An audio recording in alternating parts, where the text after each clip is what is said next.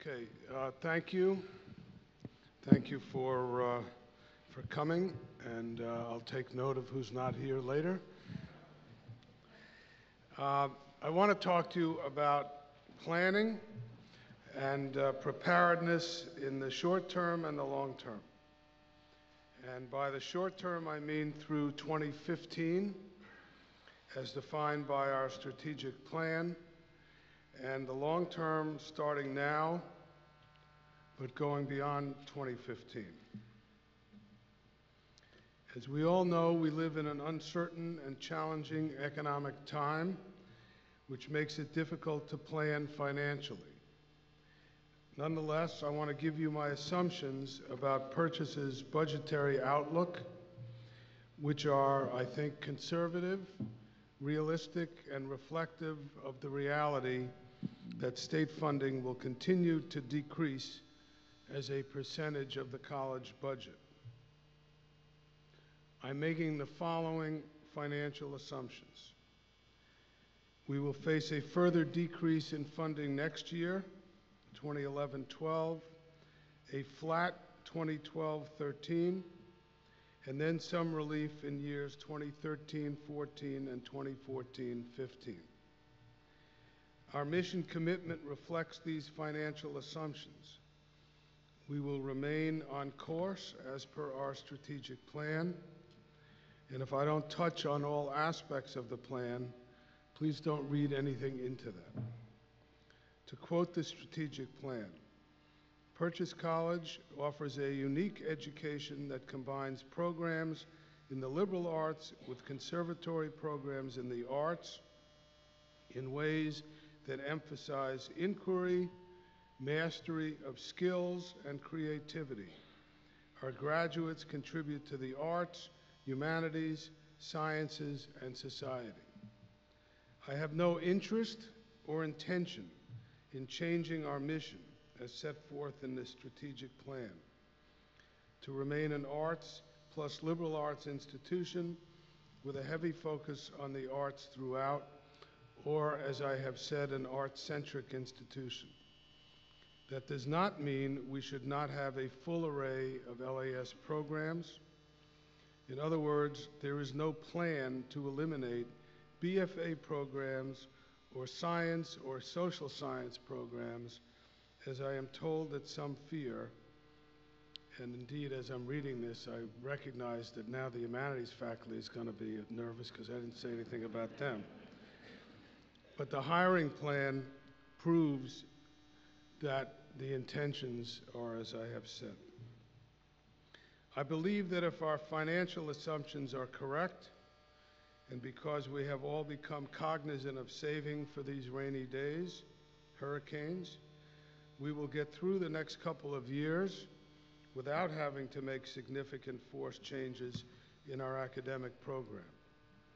If our assumptions are correct, I do not foresee the need to retrench any academic programs, and we will continue the hiring plan. But we will not hire faculty who are not at the top of our searches for fear that if we don't hire someone, the slot will be lost. I promise you that will not be the case, and I will not approve any candidate that committees, deans, and provosts do not believe are A's. I want to look back at our success for a moment. As many of you recall, when I got here, we were bankrupt. I learned there had been serious discussions about closing the campus. Our four-year graduation rate for the class of 1998, which graduated in 2002, was 33%. For the class of 2006, which graduated in 2010, our four-year rate was above 50%. I asked Rich Nassisi to tell me what he thought were the factors that led to this success. He gave me a list 3 pages long. I will read only a few of the elements. Establishment of Academic Advising Center, more active learning center, freshman learning communities, structured first-year curriculum, engagement awards, freshman seminars, effective summer orientation program, at-risk committee, student alert button, faculty and residence program, student services building, better response rate on work orders from residential life, community policing, enhanced athletic opportunities for athletes and fitness in general, new energy in the Purchase College Association under Bill Guerrero, closer working relationship between student affairs and academic affairs, wellness programs, 8-semester plans, work of student services, subcommittee of EMIT, work of student learning and success committee, move to more driven data analysis. What these elements, and of course, as I said, there was a 3-page list, this is about a third of it. What these elements demonstrate is the complete interrelationship of all factors in student success: faculty, staff, facilities, and of course, attitude. Some years ago, a professor sat in my office, and he proudly told me that if his seniors didn't work on their senior projects, it wasn't his responsibility to see what was going on. They just wouldn't graduate. He was good with good students, but he couldn't spare the time to work with lesser students. I hope that attitude is of the past. By the way, he has retired. Today, we still see that in some programs, there are faculty who convince students to drop their courses rather than working with them to succeed, although this is an ever-decreasing minority.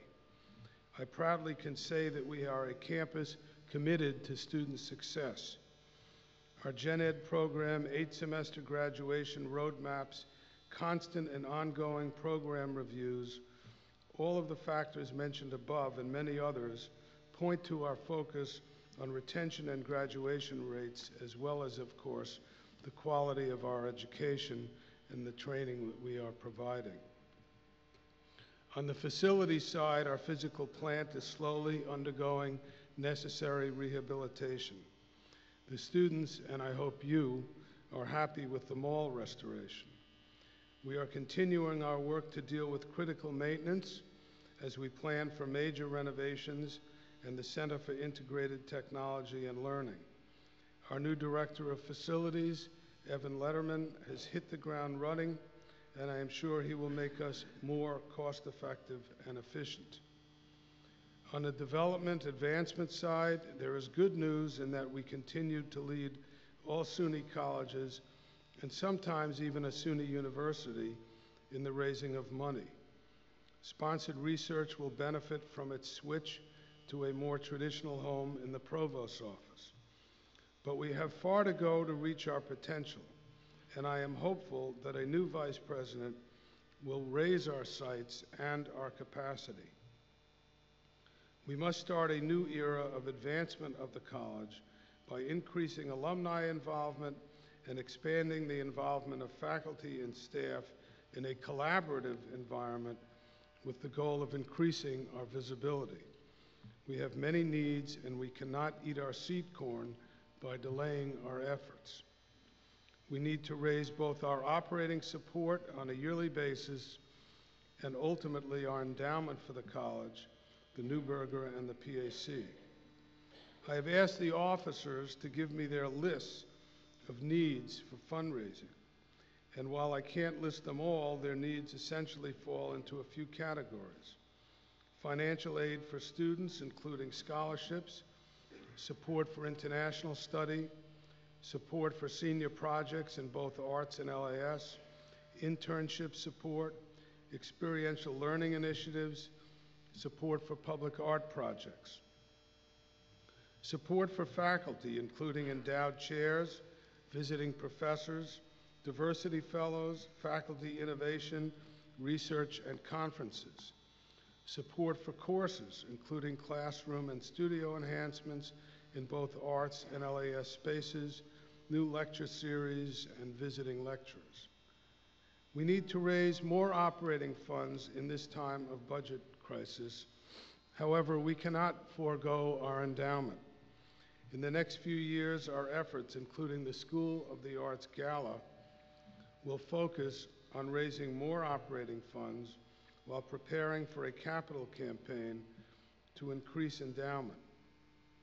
And we will devote efforts to the museum and the PAC to ensure that both thrive and do not have to receive emergency injections of financial support. So to summarize, if my assumptions are correct, for the next 4 years through 2015, we will continue to move forward through the storm and begin to see clearer weather. At the same time, we must face our current economic reality as well as be prepared for an even more dire and uncertain future. We will continue our efforts to close and prevent the expansion of our budget deficit through careful planning and strategic cost cutting.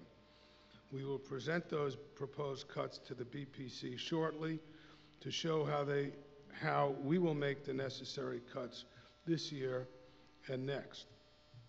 As you know, in this year we started out with a deficit and we've been plugging it with reserves, and our obligation is to bring that deficit down, and next year the same. So we will get to a sustainable size without cutting off any limbs and by increasing the use of reserves through this storm along with these other cuts. Now let's look at the next 5 years, planning for which starts now, not in year 4, in other words, years 1 through 10. The more I have read and the more presidents I talk to, the more I realize that healthy institutions, even in times of relative financial security, measure and assess their programs against metrics. So we must continue the work of the BPC and the SBC in both the short term and the long term. The long term is not without risk, because even if we see clear weather, somewhat like global warming, the climate will be different. First, the old SUNY budget allocation method is dead, and we don't know what will replace it. Next, there is serious movement across the country, including at SUNY, to change the metrics for institutions of higher education. In the past, institutions were measured by intake, how good and how many students were matriculating. But now there is a shift to success. Graduation, measured by 4 to 6 years. Assessment of student learning. Preparedness for the post-college world, including, of course, those traditional liberal arts issues of critical thinking, writing, and speaking, which is good for us.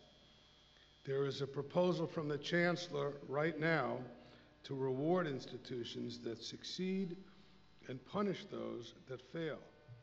I think this is a mistake, but it is a real proposal. In my view, they should reward presidents who succeed and fire those who don't, and not hurt the financial footing of the institutions.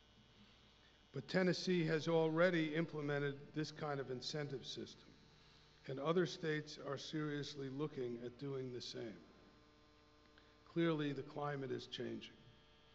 At the same time, Lumina Foundation and Gates Foundation, both of which have become leading players in higher education, are looking at quality of education as a measurement. Some of this may be good for us and suggest that we need to strengthen our self-assessment and perhaps focus even more on the senior project and preparation for it rather than move away from it. Nonetheless, it reaffirms that the climate is changing. The long-term prognosis in public higher education is not good. If we don't know that, we have our heads in the sand. Between demographics, tax issues, an aging population, competition and lobbying by private and for-profit institutions, we have to accept that if there is relief, it will come solely from tuition increases. But as our tuition increases, it pushes us into more competition with privates. The better privates, with whom we do compete already, have more resources and more flexibility. As you look around the country, more publics are getting less support. One of my predecessors, Sheldon Grebstein, told me that in his 14 years of being president here, He had 12 years of cuts in state support. I believe that is the future as well as the past, although, as I have said, I think we will get some relief with tuition, and I hope for a rational tuition plan from the governor and the legislature that will allow for tuition to rise slowly with inflation and salaries. So I propose that we get ahead of these changes and that we start now. First, we need to further improve our graduation rates. We are only in the middle of the SUNY schools, despite our significant improvements. On a national level, when we compare ourselves to highly regarded public institutions, we have miles to go. Barbara Moore has compiled the information, but let me say that while we should be proud of where we have come from, we cannot be proud of where we are. At best, we are middling, not what we like to think of ourselves. And for those of you who think this issue is unimportant, that train has long ago left the station. Graduation rates are used by every accreditation agency, analyst, higher education foundations, and we must improve ours significantly.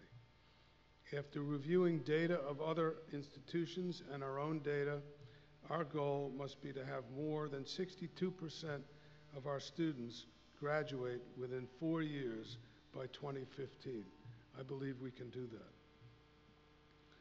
And as I indicated, last year for class of 2006, our numbers were 51%, but we came from 33%.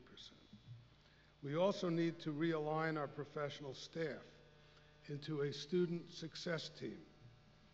I believe that the divisions that have evolved over time no longer make sense, that a more integrated professional staff is required, incorporating all aspects of student success from enrollment through graduation.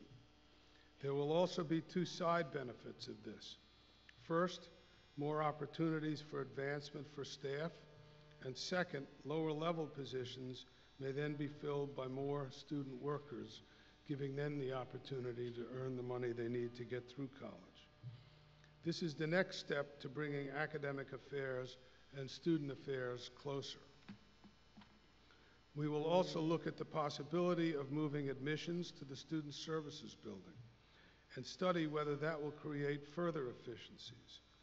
And we must consider consolidating health services, counseling, wellness, and disabilities into one building, also to be more efficient. We need to analyze the relationship of IR and HR, where much of the same information is kept separately, with a cost in both efficiency and lack of timely information. I eagerly await the report of the Arts Task Force, but we must integrate the PAC into the life of our students. It must become a laboratory for our students, with all of the staff becoming involved in the education of our students. We can no longer afford to sustain a center that is not fully integrated into our educational mission. We will look for joint appointments and cross opportunities, much as we have done with the Newberger Museum. We must study and create more graduate programs that both highlight our strengths in the arts and lead to an increase in funding for undergraduate programs in the arts. I am studying our graduate programs now. We must begin a careful study of both quality and finance to determine which programs to start, to expand, or to end. And we can no longer afford to be giving a 5-year bachelor's degree, but in reality, a master's, under the theory that somehow we must fully train the artist while in college.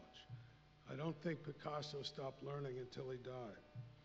We must look at the 4+1 combined BFA and MFA programs, as well as consider collaborating with other SUNY institutions to provide programs for our students who want to get a master's in teaching. All of these programs will not only help to support our undergraduate education, but will also help our students graduate. We must carefully analyze programs that have low percentages of majors graduating or few majors because many are leaving the program. There is something wrong either with the acceptance decisions, the teaching, or both. We cannot afford programs which are running on the vapors of past success. They must be fixed, or if they can't be fixed, they must be dropped. There is a real role here for the Strategic Planning Committee in looking at these programs, both existing and proposed. We must make better use of technology across the campus. We will introduce Banner for our software system. At present, we are the only four-year SUNY college that doesn't have it. It will be painful and expensive, but we must have it to be more efficient. We must look at technology more broadly in the classroom as well. One of the principal efforts across the country, from the President of the United States to the Board of Trustees of SUNY, is to focus on student mobility from community colleges to four-year schools. I believe technology can help in that transfer of students and at the same time lower costs of teaching. We must relook at that issue. And we should expand the great pilot program of LSCE at mid-year online courses to help our students graduate faster, as well as to produce income from visiting students who enroll in these courses. We must review our teaching loads and rethink the trifecta of teaching, research, and service. We know that not every great teacher is doing research, or that every great scholar is doing service. I propose that we work through individual agreements between faculty and either chairs or directors, so that in a particular semester, for example, faculty could have an obligation to teach an extra course, but be relieved of either scholarship or service obligations. More full-time faculty in the classroom will help our graduation rates while minimizing our cost for adjuncts. I know this requires negotiation, but given the world we are living in and will continue to live in, it is not too much to ask. We need to be more entrepreneurial. I am continuing to lobby for the retirement community, which would yield revenues to provide scholarships and support for faculty. The PCA is inaugurating a parking business for airport travelers, and Bill Guerrero is hard at work on that. We must consider new technologies in wind and solar energy as a way of offsetting our utility costs. And once our new Director of Facilities has settled in, I will ask Evan, Joe Tripodi, Steve Dorso, Bill Guerrero, and Judy Nolan to engage consultants to study those issues. And we will look for other entrepreneurial opportunities, large and small, like Starbucks, which brings in money from outside and subsidizes the cost to our students of their meal plans. Our marketing must be more efficient and integrated with our mission. Our administration must be less cumbersome, smaller, and more efficient from the top down. Finally, and very importantly, I want to encourage the faculty and staff to form their own learning communities and to experiment using the BALA system to design new modules for teaching and learning. I want to challenge us to analyze the Bologna process, the Lumina Foundation proposal regarding quality in education, and to perhaps reconsider how we do things.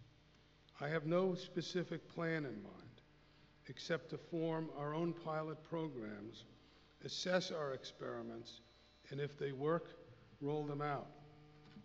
We need to look at interdisciplinary modules, experiential learning as part of the curriculum, international learning, even international experiential learning, perhaps for weeks within a semester. Greater use of online programs built into some programs to allow for credit toward graduation during summer and semester breaks. Some say there is a seismic shift underway which will deeply affect the credit hour as the fundamental building block of higher education? I don't know. What I do know is that there are huge shifts in thinking, and we have an opportunity to be at the forefront and probably be in a good position to receive grant funding if we put together our own think tank pilot project using the BALA as a vehicle. I encourage you to tell me if you are interested. And if you are, we will find a way to allow you to focus some of your energy on this issue. To survive, we must find creative solutions that leverage student interest, educational quality, financial sustainability, and collaboration across the arts and the liberal arts. We must be bold and revolutionary, not complacent and reactionary. In short, we must think wide open. In 2003, at my inauguration, I said, our goal is nothing short of being the best public arts and liberal arts, or liberal arts and arts, whichever you like, college in the nation. I believe we are on our way, and while the Great Recession may have slowed our progress, it has not stopped us. Look where we have come. Princeton Review, huge increases in graduation rates and applicants, fulsome hiring plan, integrated academic affairs and student affairs, and on and on. Our goal remains the same. Reputations always trail results, both good and bad. But we have overcome our past difficulties, and I know working together, putting aside petty grievances and a circle the wagons mentality, we will achieve that goal within the period of our strategic plan, with all of us rowing in the same direction. We must do this with civility and collegiality. Make no mistake about it, the world is changing around us, and if we just pay attention to the possibility that we will get through the next couple of years, we are missing the comet that is flying toward us. We cannot deflect it by some science fiction rocket.